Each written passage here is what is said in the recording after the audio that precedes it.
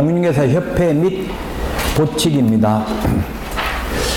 공부하는 방법은 사람마다 다 다르기 때문에 어떻게 해야 된다 이렇게 단언해서 말할 수는 없습니다. 예를 들면 필기하는 게 좋은 사람은 필기하고, 필기 안 하는 게 공부 잘 되면 안 하고, 그 과목별로 또 호불호가 다 다르고 있기 때문에 일률적으로 말할 수 없고, 그냥 한마디로 말하면 시납으로 하면 돼. 모르는 사이에 조금씩 하다 보면 어느 날 갑자기 가슴 벅찬 희열을 느껴요. 너무 그래서 오버페이스를 할 필요는 없습니다. 지금 모르는 게 있고 이게 바람직한 거라고요.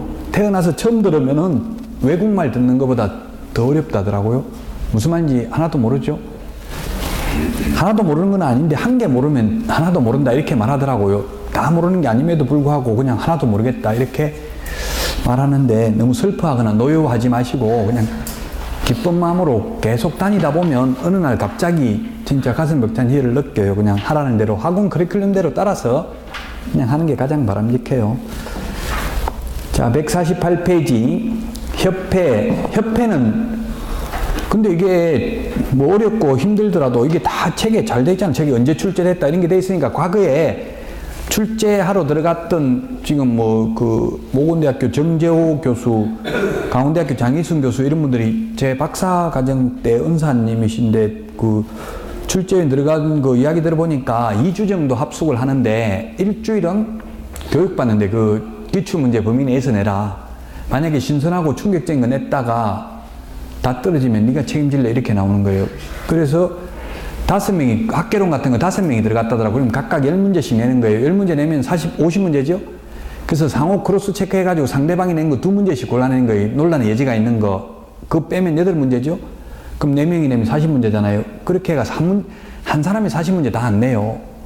예, 그렇게 해가지고 출제를 하고 또 가장 이제 문제가 되는 게 그 50명이 작년에 합격했던 50명이 들어와서 시뮬레이션을 하는 게 빅데이터 수학과 교수도 들어오는데 빅데이터를 적용하는 거예요. 이때까지 어떻게 내니까 몇 점 그 카트라인이 얼마 아니 몇 명 정도 합격했다 이걸 다 감안해가지고 작년 재작년에 합격률이 똑같아요. 그래서 33% 2차 최종 합격률이 응시자 대비 33% 나왔어요. 똑같아요. 그 빅데이터 학자들이 들어가기 때문에 또 그 50명이 테스트 해보고 우리 학원에서 이런 거 안 배웠는데요. 이렇게 하면 이렇게 안 배웠는데 이러면 다 빼버린대. 그런 건 논란의 여지가 있고 또 이의신청 엄청나게 들어오니까. 왜냐면 학개론 같은 거는 학문이기 때문에 논란의 여지가 있잖아요. 법에 있는 게 아니기 때문에 지금 학개론 출제하는 걸 말씀드리는 거예요. 부동산학과 교수들이 들어가니까. 그래서 잘 모르면 기출문제 패턴을 익히셔야 돼요. 기출문제 풀어보면 아 이렇게 나왔다. 그럼 공부를 이렇게 해야 되겠다. 이런 방향을 잡으시면 된다고요.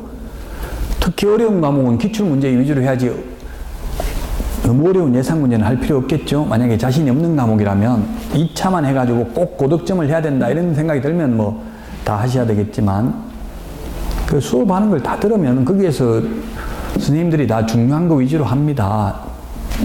이 강의하시는 분들은 최하 10년 이상 다 경험이 있는 분들이거든요. 최하가 뭐 많이 했다고 좋다고 단정할 수는 없지만 계속 기출문제가 반복됩니다. 협회는 별로 중요하지 않습니다. 거기 메뉴에 적어놨잖아요. 예전에는 거의 출제가 안 됐다고 돼 있잖아요. 근데 최근에 한 문제 정도 출제됩니다. 한두 문제 나오는 게 이게 중요한 게 아닌 게 내용이 굉장히 많거든요. 이 많은 내용 중에서 한두 문제 나오면 그렇게 중요한 건 아닙니다. 자, 협회 설립 목적 양가로 2번. 제가 아까뿐만 아니라 이 의 이런 거는 거의 안 나온다고 했죠.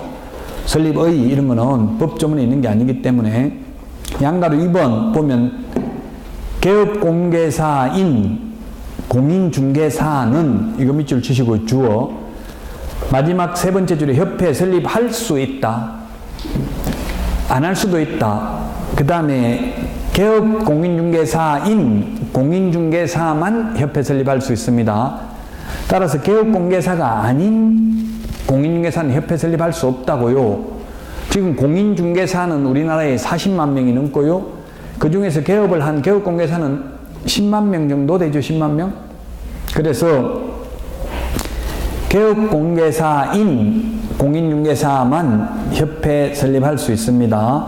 협회의 성격 맨 밑에 동그라미 1번 비영리 사단법인입니다. 따라서 공인중개사법에 규정된 것을 제외하고는 민법 중 사단법인에 관한 규정을 준용한다 또는 적용한다.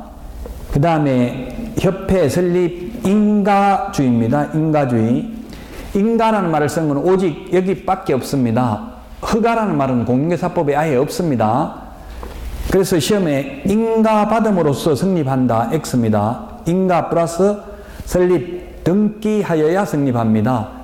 자연인은 어머니의 자궁으로부터 분리되면 자연인이 된다는 게 민법 통설입니다. 그러나 법인은 등기라는 공시방법을 갖춰야 된다. 자연인은 공시방법을 안 갖춰도 되고요.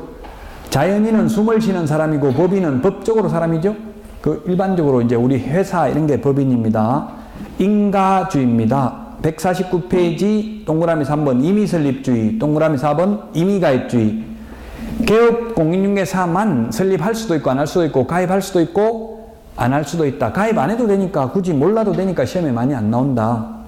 설립 절차를 보면 동그라미 1번, 동그라미 2번 이 숫자가 시험에 출제되었었습니다. 시험에 한 번도 그래서 시험에 제가 자꾸 왜 과거 기출문제를 말하느냐 하면은 한 번도 안 나왔던 거는 29번 시험 봤는데 이때까지 한 번도 안 나왔던 거는 거의 안 나온다고 봐야 되겠죠?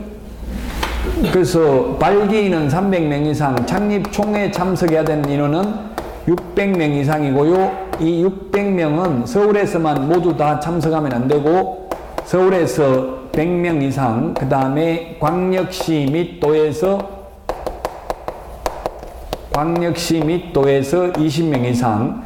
우리나라에 광역시 및 도가 15개입니다. 16개 시도지사 중에서 서울시 빠져나갔기 때문에 15개면 300명, 서울에서 100명 이상이면 600명 중에서 400명은 전국에 골고루 분포되어야 한다.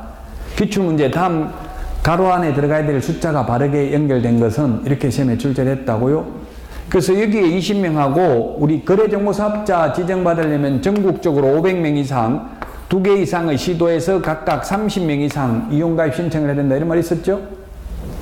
여기 30명, 20명 숫자 비교해서 정리하라고. 거래정보사업자 지정받을 때는 전국적으로 500명 이상, 2개 이상의 시도에 각각 30명 이상 이런 말이 있었어요. 여기는 20명입니다. 149페이지. 숫자가 지금 파란 글씨로 되어 있잖아요. 600명 이런 게 시험에 출제됐다는 이야기입니다. 그 동그라미 2번까지. 양가로 2번 협회의 조직 및 기관입니다. 동그라미 1번 주된 사무소는 어디에 두든 상관없습니다. 주된 사무소는. 근데 정관이 정하는 바에 따라 시도의 지부를 시군구의 지회를 설치할 수 있습니다.